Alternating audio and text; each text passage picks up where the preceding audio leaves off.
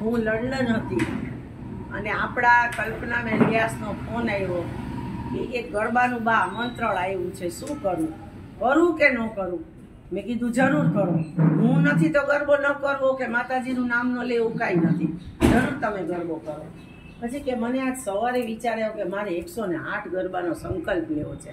મેં કીધું એ તો બહુ ઉત્તમ વસ્તુ, પણ મને મનમાં લાગી બીક. મેં કીધું કામ અઘરું છે અને એ પાછા કામવાળા હિંમત વધારી. મેં કીધું વાંધો નહીં કલ્પનાબેન, કરો, તમે કરી શકશો 108 ગરબા.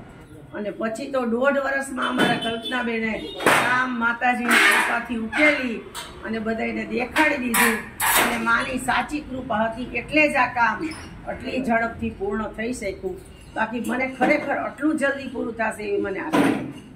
એ બદલ કલ્પનાબેનને ખૂબ ખૂબ અભિનંદન આપું છું. માની સાચી દયા એની ઉપર છે અને માના ખૂબ ખૂબ આશીર્વાદ હંમેશા એની પર રહે. આ માની ચૂંદડી છે એ રાજરાજેશ્વર પરિવાર વતી. બધાય બહેનો હાથ લગાડો, આવો એક ફોટો લઈ લેજો સરસ મજાનો. બધાય બહેનો આવતા રહ્યો, બધાય ચડે. આ માની ચૂંદડી છે અને આ અમારા કોઈમાં નામે નથી, જો એક જીતે નથી. આ ફક્ત માય તમારા માટે મોકલી છે. ચાલો, બહુ ચાલો. અંબે માતની જય.